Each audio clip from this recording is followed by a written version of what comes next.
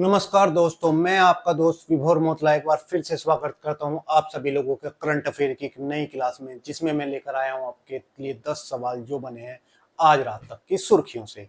ये 10 सवाल जो आपके आने वाली सभी प्रतियोगी परीक्षाओं के लिए महत्वपूर्ण हैं और साथ ही इनसे जुड़े हुए स्टैटिक्स जीके को हम इस क्लास में पढ़ेंगे। तो चलिए दोस्तों, शुरू करते हैं आज की क्लास को आज के मोटिवेशन कोटेशन के साथ।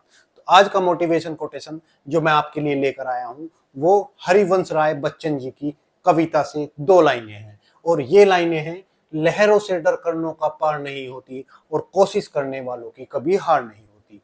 ये लाइनें हर उस व्यक्ति की जीवन का सार हैं जो संघर्ष में और प्रयासों में जुटा हुआ है कि कभी भी किसी भी चीज से डर कर हम उसको विजय प्राप्त नहीं कर सकते।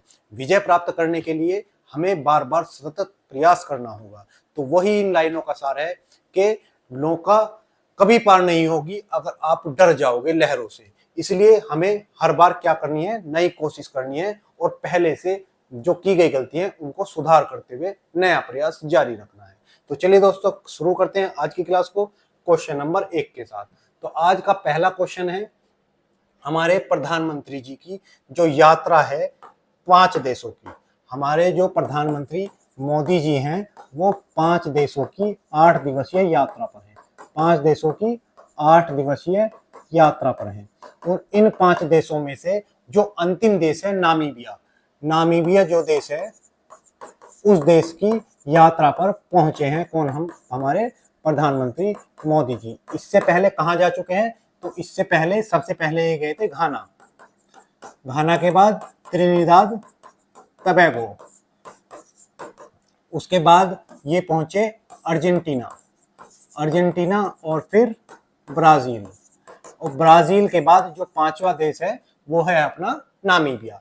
तो नामीबिया की राजधानी में पहुंचे मोदी जी। तो यहाँ की राजधानी क्या है, तो इसकी राजधानी का नाम है विंडहॉक। क्या राजधानी है इनकी, तो विंडहॉक राजधानी है। और यहाँ की राजधानी में यहाँ के जो राष्ट्रपति हैं, किसके, नामीबिया के राष्ट्रपति, इनका नाम आप याद रखना चाहो तो याद रख सकते हो, लेकिन बड़ा मुश्किल टास्क है। इनका नाम क्या है, तो नुतुम्बो। क्या नाम है इनका, तो नुतुम्बो, नुतुम्बो नंदी, नुतुम्बो नंदी डेतवाह, डेतवाह इनका नाम है। तो नुतुम्बो नंदी डेतवाह जो नामीबिया के राष्ट्रपति हैं, उन्होंने यहाँ की राजधानी विंडहॉक में हमारे प्रधानमंत्री मोदी जी को यहाँ का सर्वोच्च नागरिक सम्मान, सर्वोच्च नागरिक सम्मान से सम्मानित किया। ठीक है, क्या दिया, सर्वोच्च नागरिक सम्मान दिया। और ये हमारे जो पीएम मोदी जी हैं, प्रधानमंत्री मोदी जी का 27वां अंतरराष्ट्रीय सम्मान है। यानी लोग अपने जीवन में एक सम्मान के लिए पूरा जीवन लगा देते हैं। हमारे प्रधानमंत्री मोदी जी को 27वां सम्मान मिल चुका है। हमारा इससे क्या होता है, हमारा इससे करंट बढ़ जाता है। मोदी जी सम्मान ले आते हैं और हमारा इससे करंट इंक्रीज हो जाता है। अब इस जो सम्मान मिला है उस सम्मान का नाम क्या है, तो उस सम्मान का नाम है ऑर्डर ऑफ द सम्मान, सम्मान ऑर्डर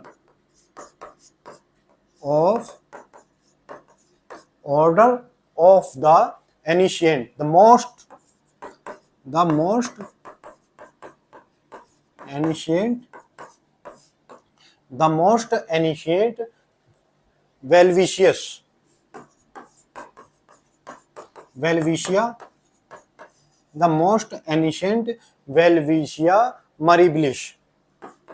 मिरब्लिश, ये इनका सर्वोच्च सम्मान है।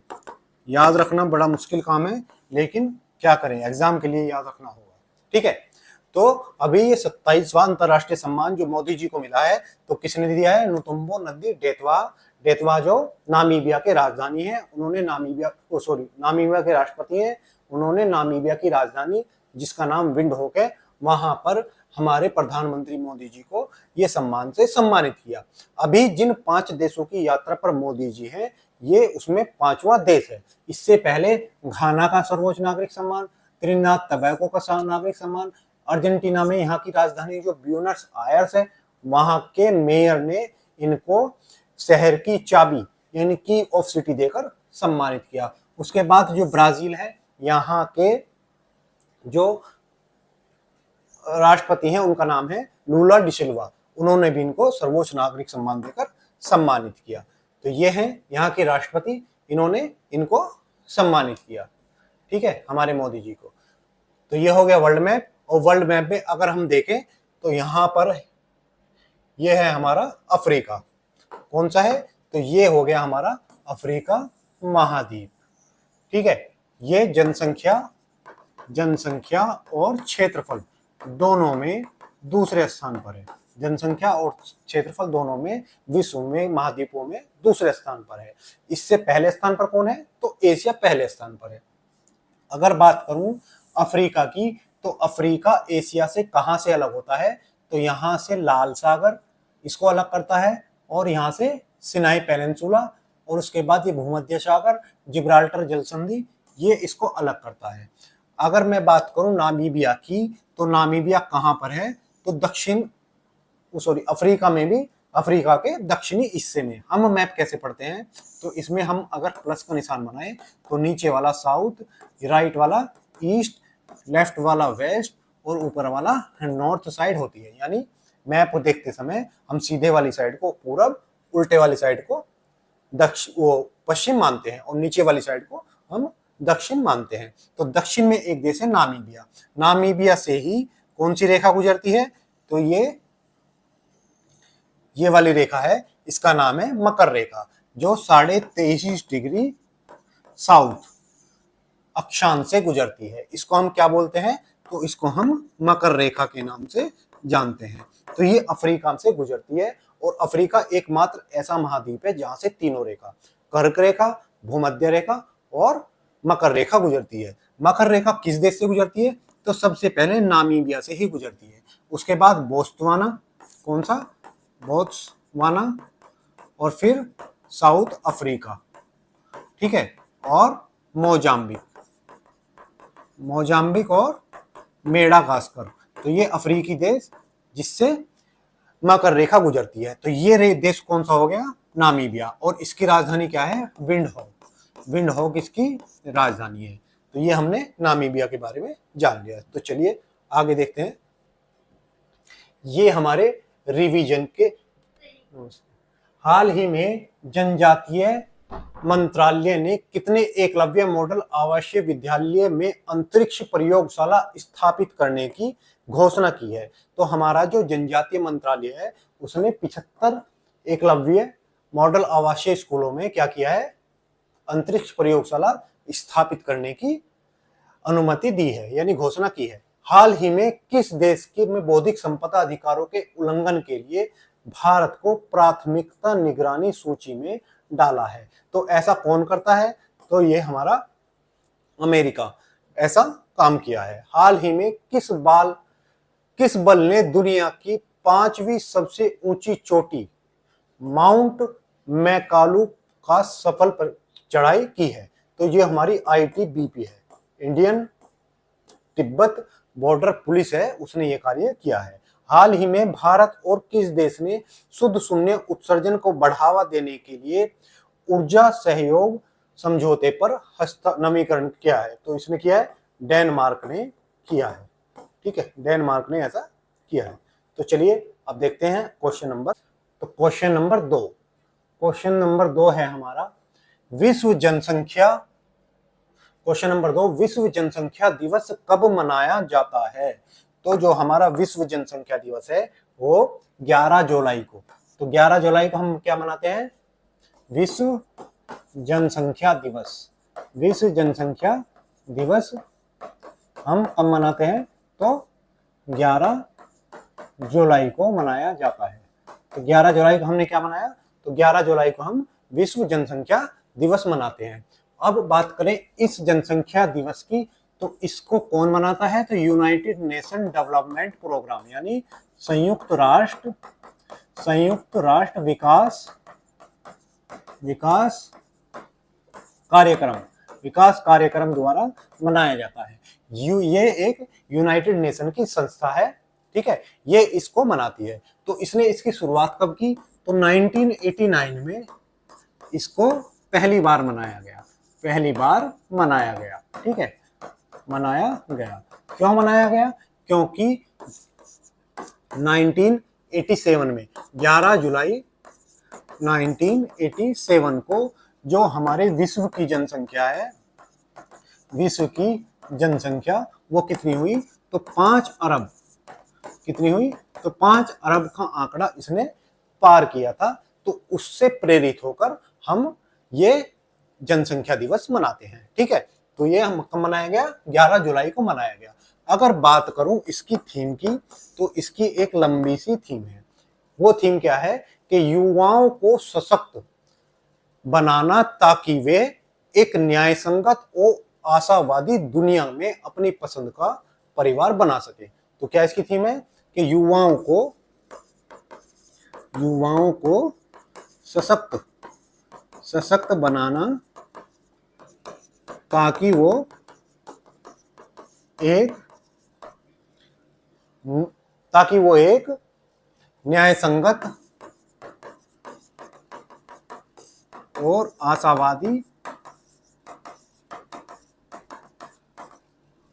एक न्यायसंगत और आशावादी दुनिया में अपनी पसंद का परिवार बना सके। ठीक है, तो ये हो गया हमारा ये दिवस। कब मनाया गया? तो 11 जुलाई को मनाया गया। मनाता कौन है? तो संयुक्त राष्ट्र की एक संस्था UNDP इसको मनाती है। 1989 में पहली बार मनाया गया। क्यों मनाया गया? क्योंकि 11 जुलाई 1987 को हमारी जनसंख्या 5 अरब हुई थी। इसकी थीम क्या है? तो इसकी थीम है युवाओं को सशक्त बनाना ताकि वे न्यायसंगत और आशावादी दुनिया में अपनी पसंद का परिवार बना सकें। ठीक है, तो ये हो गया हमारे इस क्वेश्चन के बारे में। जो अब हम देखें अभी वर्तमान में विश्व की जनसंख्या कितनी है। तो वर्तमान में विश्व की जनसंख्या कितनी है? तो ये 8.1 अरब को पार कर चुकी है। 8.1 यानी 8.1 अरब से हमारे विश्व की जनसंख्या अधिक हो चुकी है। और एक अनुमान के अनुसार वैश्विक जनसंख्या जो है वो 2030 तक 8.5 अरब हो जाएगी। 8.5 अरब हो जाएगी। अगर बात करूं 2050 में, तो 2050 में ये बढ़कर 9.7 अरब हो जाएगी। कितनी हो जाएगी? तो 9.7 अरब हो जाएगी। अगर बात करूं कि 1 अरब हमारी जनसंख्या कब थी? 1 अरब हमारी जनसंख्या विश्व की जो 1800 सदी में थी। ठीक है, 18वीं शताब्दी में हमारी कौन सी थी? कितनी थी? तो 1 अरब थी। यानी पिछले जो 1900 और 1900 के बाद ये 2000, इसमें हमारी जनसंख्या 1 अरब से कितनी हो गई है? 8.1 अरब हो चुकी है। यानी अगर बात करूं कि 1800 के दशक में भारत की वर्तमान जनसंख्या से भी कम जनसंख्या विश्व की थी। ठीक है, जो 2011 में कितनी हो गई? तो 2011 में 7 अरब हो चुकी है। अगर मैं बात करूं भारत की, तो भारत विश्व का सर्वाधिक जनसंख्या वाला देश है। ठीक है, और कितनी जनसंख्या है इसकी? तो 1.6 अरब जनसंख्या है। और दूसरे नंबर पर कौन है? तो दूसरे नंबर पर चीन है, जिसको हमने पछाड़ दिया है। और कितना हो गया है? 1.14 अरब जो है चीन की जनसंख्या है। ठीक है, अब अगर मैं बात करूं भारत के राज्यों की, तो सर्वाधिक जनसंख्या वाला राज्य है यूपी। उसके बाद जो राज्य आता है वो है महाराष्ट्र, फिर बिहार, वेस्ट बंगाल और फिर MP। यानी सर्वाधिक जनसंख्या वाला राज्य कौन सा है? तो यूपी है। इसकी जनसंख्या कितनी है? तो 2011 के अनुसार इतनी इसकी जनसंख्या है, 99.8 करोड़ 2011 की जनगणना के अनुसार। अगर वर्तमान के आंकड़ों की माने, तो वर्तमान के आंकड़ों के अनुसार जो यूपी की जनसंख्या है वो कितनी है? वो लगभग 24 करोड़ हो चुकी है। 24 से 25 करोड़, 24 करोड़ हो चुकी है। तो वर्तमान में यूपी की जनसंख्या इतनी हो चुकी है। ठीक, अब चलिए आगे देखते हैं। ये हमारा वर्ल्ड पॉपुलेशन डे कब मनाया गया? तो 11 जुलाई को मनाया गया। किसके द्वारा? तो यूनाइटेड नेशन डेवलपमेंट प्रोग्राम के द्वारा मनाया जाता है। अगर यूनाइटेड नेशन डेवलपमेंट प्रोग्राम की बात करें तो इसकी स्थापना 22 नवंबर को 1965 में हुई थी। 1965 में इसकी स्थापना हुई और इसका हेडक्वार्टर कहाँ पर है? तो न्यूयॉर्क में इसका हेडक्वार्टर है। ठीक, अगर बात करें जुलाई के महीने कौन कौन से हैं, प्रमुख महीने, तो जुलाई में 1 जुलाई को हम क्या मनाते हैं?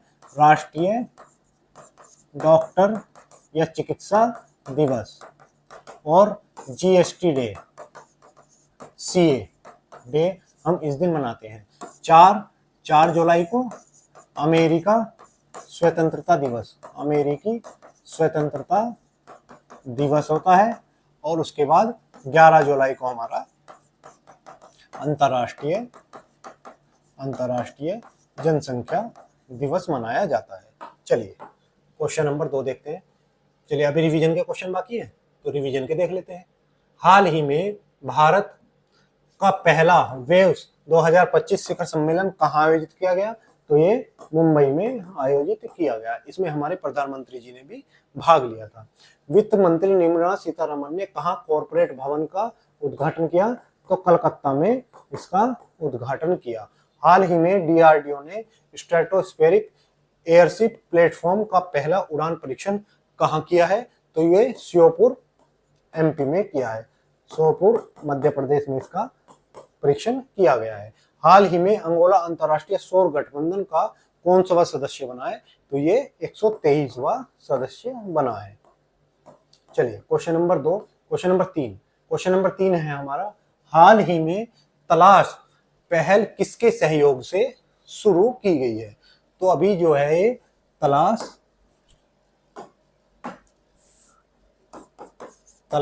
पहल किसके द्वारा शुरू की गई? तो ये जो है हमारा NEST plus UNICEF plus Tata Motors, तीनों ने मिलकर ये पहल शुरू की है। तीनों के द्वारा ये पहल शुरू की गई है। अब तो इसका आंसर क्या हुआ? आंसर सी, नेस्ट और यूनिसेफ द्वारा इसकी शुरुआत की गई है। ठीक है, अगर मैं बात करूं नेस्ट तो इसकी फुल फॉर्म होगी national education society for tribal student. क्या है? तो नेशनल एजुकेशन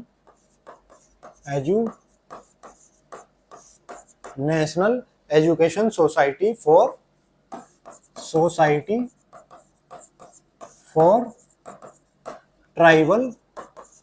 ट्राइबल एजुकेशन, ये इसकी फुल फॉर्म हो गई। तो इन्होंने यूनिसेफ के मिलकर प्लस टाटा के साथ मिलकर क्या किया है? एक समझौते पर हस्ताक्षर किए हैं। और इसका उद्देश्य क्या है? उद्देश्य है कि जो हमारा एकलव्य स्कूल के जो आदिवासी छात्र हैं इनके लिए इनका जो जीवन स्तर है इसको उठाना तथा इनकी शिक्षा, जीवन कौशल और रोजगार का परीक्षण को मजबूत करना। तो क्या है? तो इनकी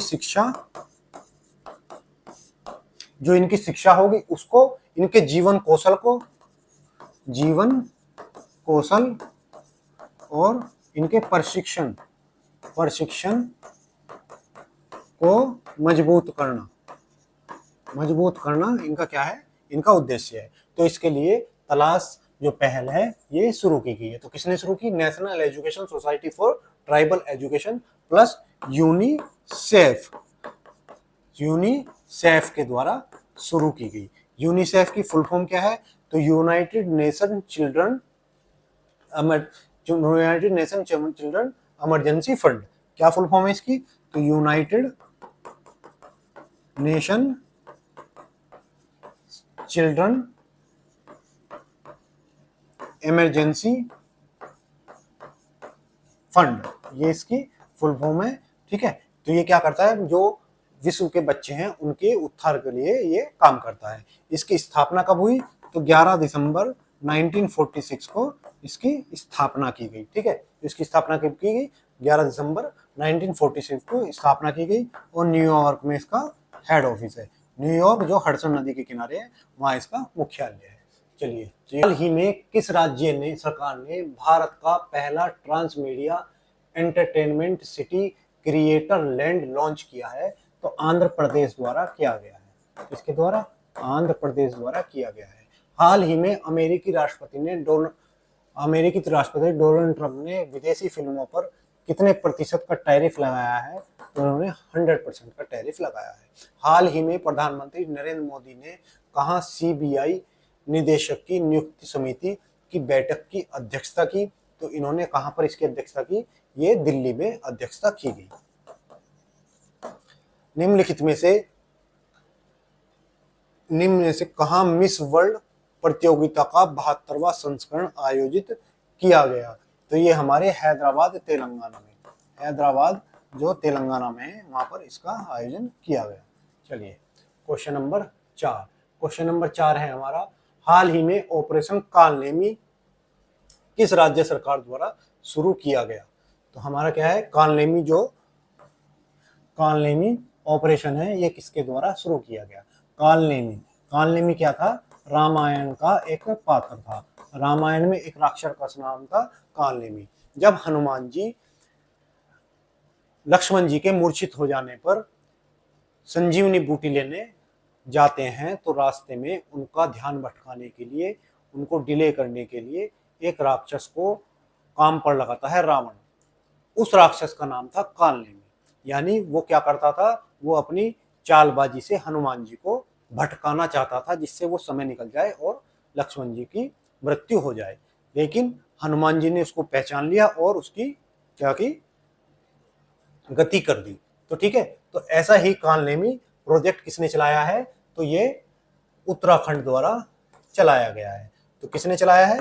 तो हमारे जो भारत के पहाड़ी राज्य उत्तराखंड द्वारा चलाया गया है। ठीक है, तो ये क्या है, जो हमारे साधु हैं, जो हमारे साधु पाखंडी साधु जो हैं, उनके लिए चलाया गया है। और कौन चलाएगा इसको? तो उत्तराखंड पुलिस चलाती है, पुलिस चलाएगी। ठीक है, और जो यहाँ पर जो साधु हैं, साधु के बेस में जो राक्षस टाइप लोग हैं, जो झूठे संत हैं, उनके खिलाफ चलाया जाएगा तथा उनकी पकड़कर उनको सजा दी जाएगी। ठीक है, तो किसके द्वारा चलाया गया कालनेमी? उत्तराखंड सरकार के द्वारा चलाया गया। अगर बात करें हम उत्तराखंड की, तो उत्तराखंड की राजधानी क्या है? तो उत्तराखंड की राजधानी देहरादून इसकी राजधानी है। कब की? तो शीतकाल की, यानी जब शीत पड़ती, सर्दियां पड़ती हैं, तो ये देहरादून में आ जाते हैं, और जब गर्मी पड़ती है तो ग्रीष्म काल में ये कहाँ चले जाते हैं? तो गैरसेन में चले जाते हैं। तो गैरसेन इनकी गर्मियों की राजधानी हो गई। ठीक है, यहाँ के राज्यपाल कौन है? तो यहाँ के राज्यपाल गुरमीत सिंह है।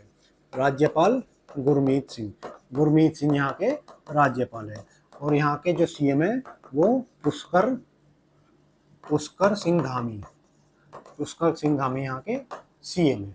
ठीक है, तो पुष्कर सिंह धामी यहाँ के सीएम हो गए। अगर बात करें यहाँ के नृत्य की, तो नृत्य कौन कौन से हैं? तो यहाँ के जो लोक नृत्य हैं वे गढ़वाली नृत्य यहाँ का सबसे फेमस नृत्य है। कमायू, कजरी, ये यहाँ के नृत्य हो गए। अगर बात करें यहाँ के त्योहार की, तो यो यहाँ का त्योहार है हरेला त्योहार यहाँ का प्रसिद्ध है। हरेला उत्तराखंड में मनाया जाता है। अगर मैं बात करूं हरेली, तो वो छत्तीसगढ़ में मनाया जाता है। आप कंफ्यूज नहीं होंगे, बताएंगे कि हरेला उत्तराखंड में और हरेली छत्तीसगढ़ में मनाया जाता है। एक दूसरा त्योहार यहाँ पर कौन सा मनाया जाता है? तो अन्नकूट यहाँ पर एक त्योहार मनाया जाता है। यहाँ के नेशनल पार्क की बात करें तो कौन कौन से नेशनल पार्क हैं? तो राजा जी हो गया, और जिम कॉर्बेट। अब जिम कॉर्बेट का नाम बदल चुका है, और इसका नाम क्या हो चुका है आप ये कमेंट बॉक्स में लिखकर बताएंगे, क्योंकि इसका नाम यहाँ पर बहने वाली एक नदी के नाम पर अभी कर दिया गया है। तो आप मुझे कमेंट बॉक्स में लिखकर बताएंगे कि यहाँ पर जो है इसका नाम क्या हो गया है। ठीक है, एक यहाँ पर नंदा देवी गंगोत्री और फूलों की घाटी, फूलों की घाटी, ये क्या है यहाँ पर, ये यहाँ के नेशनल पार्क हो गए। चलिए आगे चलते हैं। क्वेश्चन नंबर 4 था ये हमारा। तो आगे ये देखिए कहाँ पर है, तो ये हमारे पुष्कर सिंह धामी जी हो गए यहाँ पे मुख्यमंत्री। ये हो गया हमारा उत्तराखंड। एक तरफ इसका जो पूर्वी सीमा है वो नेपाल से लगती है और इसकी उत्तरी सीमा तिब्बत से लगती है। चीन ने जिस तिब्बत पर कब्जा किया हुआ है उस तिब्बत से सीमा साझा करता है। इसकी पश्चिमी सीमा वो हिमाचल प्रदेश से और दक्षिणी सीमा यूपी से मिलती है। चलिए, हाल ही में किस राज्य के मंत्रिमंडल में नई आबकारी नीति लागू की है? तो किस राज्य ने नई आबकारी यानी शराब वाली नीति नई लागू की है? तो ये किसने की है? हमारे हरियाणा ने। हरियाणा ने नई शराब की आबकारी नीति लागू की है। हाल ही में भारतीय सेना द्वारा किस ऑपरेशन के तहत पाकिस्तान के आतंकवादी ठिकानों को नष्ट किया गया? तो ऑपरेशन सिंदूर चलाकर हमने इसके ठिकानों को नष्ट किया।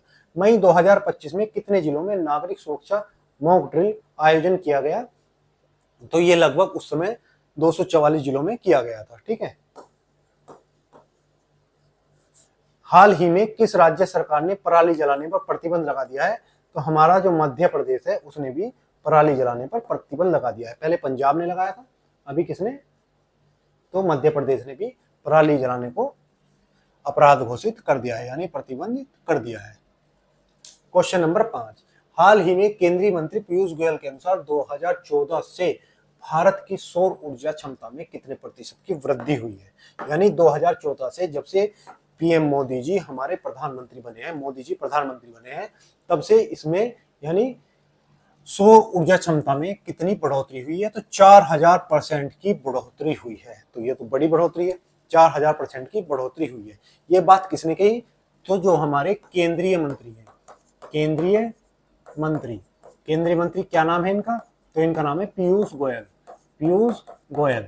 और पीयूष गोयल हमारे कौन से मंत्री हैं? तो पीयूष गोयल हमारे वाणिज्यिक और उद्योग मंत्री है। तो ये कौन से मंत्री हैं हमारे पीयूष गोयल? तो वाणिज्य और उद्योग मंत्री। वाणिज्य और उद्योग मंत्री कौन है हमारे? पीयूष गोयल हैं। इन्होंने अभी एक कार्यक्रम हो रहा था जिसका नाम था ऊर्जा भंडार सप्ताह। क्या हुआ? तो एक कार्यक्रम कौन सा था? तो कार्यक्रम था हमारा ऊर्जा सप्ताह भंडार। ये कार्यक्रम कहाँ हुआ था? तो दिल्ली में हुआ था। तो यहाँ पर बोलते हुए पीयूष गोयल जी ने बताया कि भारत के जो सौर ऊर्जा में बढ़ोतरी हुई है 4000% से की हुई है। कब से हुई है? तो 2014 से अब तक की जो बढ़ोतरी है हमारी 4000% की हमने बढ़ोतरी इसमें दर्ज की है। और इन्होंने एक बात और कही कि भारत G20 के जो देश हैं इनमें सबसे आगे है। यानी G20 में कौन है? तो G20 में सारे अमीर देश है, तो उनमें भारत क्या है? सबसे आगे है। और इन्होंने यहाँ पर बताया कि जो हमारा जलवायु सम्मेलन हुआ था, जलवायु सम्मेलन जिसे हम COP21 के नाम से जानते हैं, जो पेरिस फ्रांस में हुआ था। कहाँ पर? पेरिस फ्रांस में 2015 में हुआ था। इसके जो लक्ष्य थे, इसके जो हमने 17 लक्ष्य निर्धारित किए थे 2015 से 30 के बीच में, जिनको पूरा करना था, इनको हम समय से पहले पूरा कर लेंगे। समय से पहले हम क्या करेंगे? पूरा कर लेंगे। ये ऐसा किसने कहा?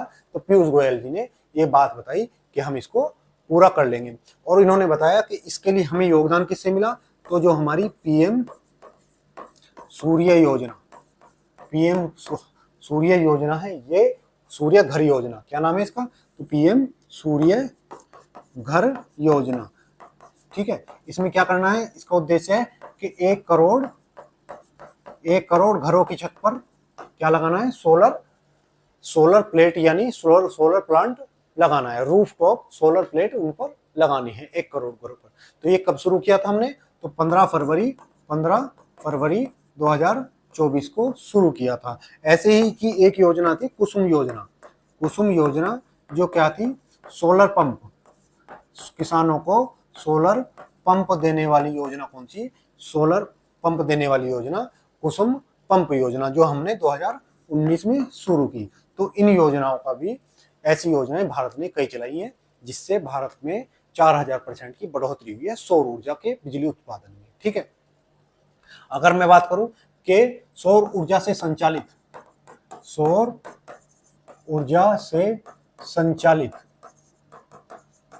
भारत का पहला गांव कौन सा है, तो मोटेरा गांव कहां पर है, गुजरात का पहला गांव है जो सौर ऊर्जा से संचालित है। ऐसे ही भारत का पहला जिला जिसने क्या किया है, पहले जिले जिसने अपनी जितनी भी जरूरत है वो सारी ऊर्जा की जरूरत जिसने नवीकरणीय ऊर्जा से प्राप्त की है, तो वो जिला कौन सा है, तो दीव वो जिला है जो मतलब कोयले से बनी बिजली का उपयोग नहीं करता, जो नवीकरणीय ऊर्जा है, जो सोलर ऊर्जा सेल से या पवन चक्की से या किसी बांध से बनी हुई ऊर्जा द्वारा ही अपनी ऊर्जा की पूर्ति कर लेता है, वो कौन है, तो वो दीव है। चलिए, ये हो गया हमारा क्वेश्चन नंबर 5। तो ये हमारी पवन और ये सोलर, पवन चक्की ऐसे चलती है और ये सोलर लाइट ऐसे लगी हुई है नीचे। हाल ही में कहाँ दुनिया के पहले ऊर्जा संचरण उद्यान का उद्घाटन किया गया है, तो ये उद्घाटन कहाँ किया गया है, तो ये उद्घाटन हैदराबाद में किया गया है। ठीक है, कहां पर, हैदराबाद में ये उद्घाटन किया गया है। मानव विकास सूचकांक 2025 में भारत 193 देशों में किस स्थान पर रहा, यानी HDI ह्यूमन डेवलप इंडेक्स में भारत की रैंक क्या है, तो 130 भारत की रैंक इसमें है। प्रेस स्वतंत्रता सूचकांक के अनुसार कौन सा देश शीर्ष पर है, तो नॉर्वे शीर्ष पर है और भारत की रैंक इसमें 151 है। हाल ही में भारत ने सैन्य आधुनिकीकरण के लिए अंगोला को कितने मिलियन डॉलर का रक्षा ऋण सहायता की घोषणा की है, तो हमने 20 मिलियन डॉलर के ऋण की हमने इनको घोषणा की है। ठीक है, तो हम इन्हें 200 मिलियन क्या करेंगे, ऋण देंगे। ठीक है, हाल ही में किस राज्य सरकार ने गणेशोत्सव को राज्य उत्सव घोषित किया है, तो जो हमारा गणेश उत्सव है ये कहाँ धूमधाम से मनाया जाता है, तो ये हमारे महाराष्ट्र में धूमधाम से मनाया जाता है और महाराष्ट्र में इसको क्या किया है, गणेश उत्सव मनाने की घोषणा की गई है। तो ये हमारा क्वेश्चन नंबर 6। महाराष्ट्र को देख लेते हैं, तो महाराष्ट्र ये रहा हमारा पश्चिम तट पर स्थित राज्य है। इसकी एक सीमा गुजरात से मध्य प्रदेश, छत्तीसगढ़, तेलंगाना, कर्नाटक और गोवा से साझा होती है। चलिए, क्वेश्चन आप रिवीजन कर देखते हैं। हाल ही में किस देश ने यात्रा सुरक्षा बढ़ाने के लिए चिप आधारित ई पासपोर्ट लॉन्च किया है, तो ऐसा करने वाला भारत देश है। अरुणाचल प्रदेश में पूर्वोत्तर भारत का पहला भूतापीय उत्पादन कुआं कहां खोदा गया है, तो पश्चिमी कामेंग जिले में खोदा गया है।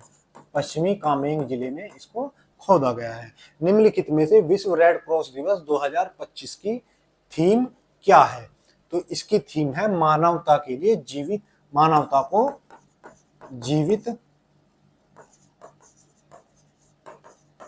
जीवित रखना, ये इसकी थीम है।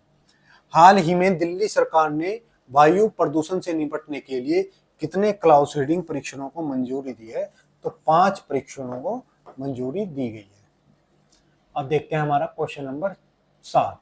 क्वेश्चन नंबर 7 है हमारा, हाल ही में जापान और भारत के तटरक्षक बलों ने संयुक्त समुद्री अभ्यास कहां शुरू किया है, तो जो भारत के और जापान के समुद्री तटरक्षक बल हैं उन्होंने चेन्नई में अभ्यास आयोजित किया है। ठीक है, तो भारत में जापान के तटरक्षक बल यानी इंडियन कोस्ट गार्ड और जापान के कोस्ट गार्ड दोनों के बीच में एक संयुक्त अभ्यास हुआ जिसका हमने नाम रखा जामाता। क्या नाम रखा गया, तो इस समुद्री अभ्यास का नाम रखा गया जामाता। इसमें जापानी भाषा में इसका अर्थ होता है, जापानी भाषा में क्या अर्थ होता है इसका, तो जापानी भाषा में इसका अर्थ है फिर मिलेंगे। ठीक है, फिर मिलेंगे। तो फिर मिलेंगे इसका क्या है, नाम है जा माता, यानी माता को बोल दिया जाओ, अब फिर मिलेंगे दोबारा। ठीक है, तो इसका जापानी भाषा में आता है, हमारे यहाँ आता नहीं, हमारे यहाँ तो माता को बुलाते हैं, जापानी बोलते हैं जा माता। ठीक है, तो ये कहाँ हुआ है, भारत, चेन्नई में, भारत और जापान के कोस्ट गार्ड के बीच हुआ है। अगर बात करें भारत और जापान के बीच होने वाले युद्ध अभ्यास कौन से हैं, तो वीर गार्जियन जो भारत के थल सेना और जापानीज, सॉरी, वीर गार्जियन होता है वायुसेना का, वीर गार्जियन का कौन सा है, वायुसेना का। और धर्म गार्जियन जो है वो किसका है, तो वो हमारी थल सेना का है। हमारी थल सेना और जापान की थल सेना के बीच कौन सा होता है, तो धर्म गार्जियन। वीर गार्जियन हमारा वायुसेना के साथ जापान की वायुसेना अभ्यास करती है। अगर बात करूं मैं जापान की राजधानी टोक्यो है, यहाँ की मुद्रा येन है। ठीक है, ये यहाँ की मुद्रा है, और जहाँ यहाँ की संसद है उसका नाम क्या है, तो डाइट उसका नाम है। चलिए, क्वेश्चन नंबर 7 हो गया। तो ये हमारे इंडियन कोस्ट गार्ड और जापानीज कोस्ट गार्ड सब देखने में एक से ही लगते हैं, पता ही नहीं चलता कौन लड़का है, लड़की है, जवान है कि बच्चा है, पता ही नहीं चलता बूढ़ा है क्या है, सब चिंग चौंग है। तो चलिए अब बात करते हैं जापान। जापान कहाँ है, हमारा वैसे मित्र देश है जापान। अब ये देखते हैं, आपको जापान के बारे में बताते हैं। ठीक है, तो जापान हमारा कहाँ पर हो गया, तो ये प्रशांत महासागर में स्थित एक देश है जिसका नाम क्या है, जापान है। तो ये रहा हमारा जापान, और जापान मुख्यतः 4 द्वीपों पर स्थित है। ये हमारा होकाइडो, दूसरा जो सबसे बड़ा इसका द्वीप है उसका नाम है होन्शु, तीसरा जो द्वीप है उसका नाम है शिकोकू, और जो सबसे लास्ट वाला है उसका नाम है क्यूशू। तो ये 4 द्वीप जिन पर जापान स्थित है। ठीक है, जापान के इधर जापान सागर है, इसके सामने साउथ कोरिया और नॉर्थ कोरिया है, और ये नीचे येलो सागर और पूर्वी चीनी सागर है। ऊपर यहाँ पर ये जो आपको छोटे छोटे द्वीप दिख रहे हैं, इसको लेकर किसके बीच में, ऊपर रूस है और नीचे जापान, इन दोनों के बीच में क्या रहता है, विवाद रहता है। और इन द्वीप का नाम क्या है, तो इनका नाम है क्यूरिल द्वीप, क्यूरिल द्वीप। तो क्यूरिल द्वीप का विवाद किसके बीच है, तो चाइना और जापान के बीच क्यूरिल द्वीप का विवाद है। चलिए, अब ये हमारे रिवीजन के क्वेश्चन। हाल ही में किस देश ने व्यापार और पर्यटन को बढ़ावा देने के लिए 10 वर्षीय गोल्डन वीजा कार्यक्रम प्रस्ताव रखा है, तो ये प्रस्ताव किसने रखा है, तो ये हमारे वियतनाम ने रखा है, वियतनाम देश द्वारा रखा गया है। वित्तीय वर्ष 2025-26 में गेहूं की खरीद में कितने लाख मीट्रिक टन से अधिक हो गया है, यानी गेहूं की खरीदी कितनी बढ़ गई है, तो ये 250 लाख टन, कितनी, 250 लाख टन। मानव विकास सूचकांक 2025 में कौन सा देश शीर्ष पर रहा, अभी मैंने बताया कि 130 HDI में रैंक थी, लेकिन टॉप पर कौन रहा, आइसलैंड।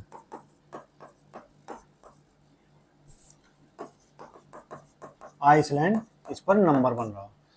हाल ही में रविंद्रनाथ टैगोर की कौन सी जयंती मनाई गई, रविंद्रनाथ टैगोर जो हमारे महान लेखक थे, उनकी जयंती कौन सी मनाई गई, तो 164वीं जयंती मनाई गई। क्वेश्चन नंबर 8 है, हाल ही में किस राज्य सरकार ने हाथियों और मनुष्यों के बीच संघर्ष को कम करने के लिए गज मित्र योजना शुरू की है, तो हमारा जो असम है, असम राज्य, क्योंकि अभी मानव ने क्या किया है, मानव ने जंगल काट कर वहां पर बस्तियां बसा दी हैं। अब जब बस्तियां बसा दी गई हैं, तो जो जंगली जानवर है वो भोजन की तलाश में उनकी बस्तियों में घुस जाते हैं, तो वहां पर मानव और हाथियों के बीच में क्या होता है, संघर्ष होता है। तो अभी एक आंकड़े के अनुसार, ठीक है, एक आंकड़े के अनुसार 2000 से और 2023 के बीच, ठीक है, तो ये आंकड़ा किसने जारी किया, तो वन्यजीव संस्थान के आंकड़े के अनुसार 2000 से 2023 के बीच मानव हाथी संघर्ष में 1400 लोगों की मृत्यु हो चुकी है, जबकि 1223 हाथी मारे जा चुके हैं, यानी इतने हाथी मार दिए गए और 1400 लोग लगभग मारे गए। ठीक है, तो ये आंकड़ा अभी इन्होंने बताया है। तो इसको रोकने के लिए असम सरकार ने क्या किया है, एक गज मित्र पहल शुरू की है। गज मित्र पहल शुरू की है, जिसमें क्या किया जाएगा, इसमें 80 ऐसे स्थानों को चिन्हित किया गया है जो जहां पर संघर्ष अधिक होता है। तो इसके लिए अब चिन्हित कर अगला स्टेप क्या करेगी सरकार, करेगी कि उन हाथियों को स्थायी आवास दिया जाए तथा उनके खाने पीने की व्यवस्था की जाए, जिससे उनको आसानी से खाना पीना मिल सके। ठीक है, तो ये बात हुई हमारे गज मित्र पहल के बारे में। चलिए, तो हमारा अगर बात करें असम की, तो ये देखिए हाथी जिनको संघर्ष रोकने के लिए ये पहल चलाई गई। असम जो हमारा उत्तर पूर्वी राज्य है, सभी से सीमा बनाने वाला एकमात्र राज्य कौन सा है, असम। जो असम राज्य है वो सभी से सीमा बनाता है। अगर बात करूं असम की, तो इसकी राजधानी क्या है, तो इसकी राजधानी दिसपुर है। दिसपुर इसकी राजधानी है। यहाँ के सीएम कौन है, तो यहाँ के सीएम है हेमंता बिश्वा शर्मा यहाँ के क्या है, यहाँ के सीएम है हेमंता बिश्वा शर्मा। यहाँ के कौन है, तो मुख्यमंत्री यहाँ के हेमंता बिश्वा शर्मा है। और यहाँ के राज्यपाल कौन है, तो राज्यपाल की बात करें तो लक्ष्मण प्रसाद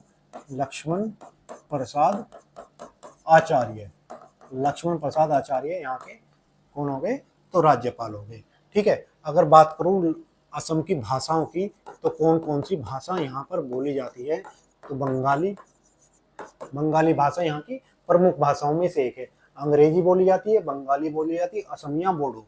कौन सी, असम की असमिया और बोडो यहाँ पर भाषाएं बोली जाती है। अगर बात करें यहाँ का त्योहार कौन सा है, तो प्रमुख त्योहार यहाँ का बिहू है। बिहू यहाँ का प्रमुख त्योहार है। अगर और बात करूँ यहाँ के नेशनल पार्क की, तो कौन से नेशनल पार्क हैं, तो काजीरंगा, मानस, नामेरी, डिब्रूगढ़, नामेज, काजीरंगा, मानस, डिब्रूगढ़ और देहांग पटकाई, रायमोना।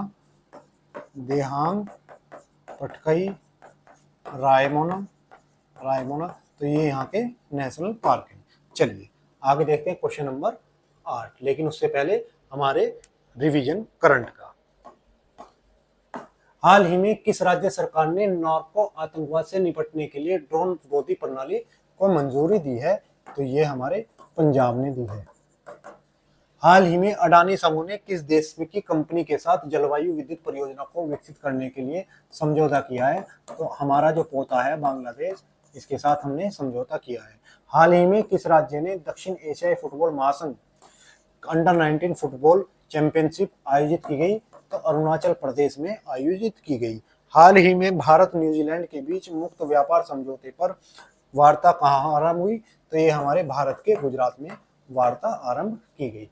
चलिए क्वेश्चन नंबर 2, हाल ही में किस भारतीय क्रिकेटर का चित्र लॉर्ड्स एमसीसी संग्रहालय के आवरण किया, तो जो हमारे सचिन तेंदुलकर जी हैं, क्योंकि भारत और इंग्लैंड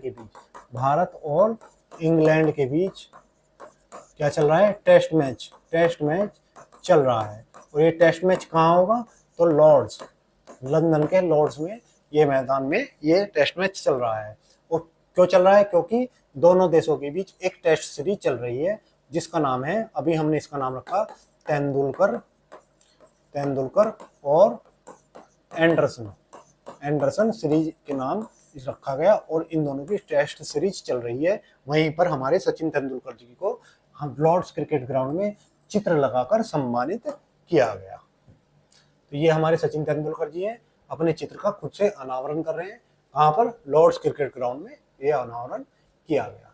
चलिए, प्रतिवर्ष किस तारीख को राष्ट्रीय प्रौद्योगिकी दिवस मनाया जाता है, यानी राष्ट्रीय प्रौद्योगिकी दिवस किस तारीख को मनाया जाता है, तो ये हमें 11 मई को मनाते हैं।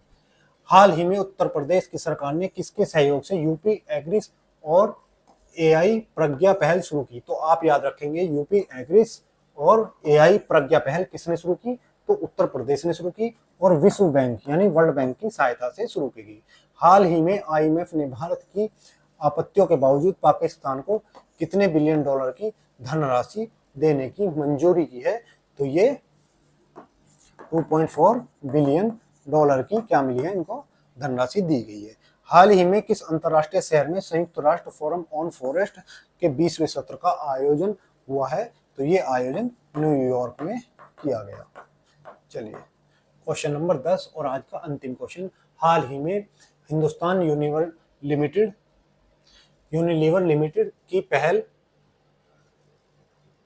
की पहली महिला सीईओ और एमडी कौन नियुक्त हुई है? तो प्रिया नायर इसकी सीएम और एमडी नियुक्त की गई है।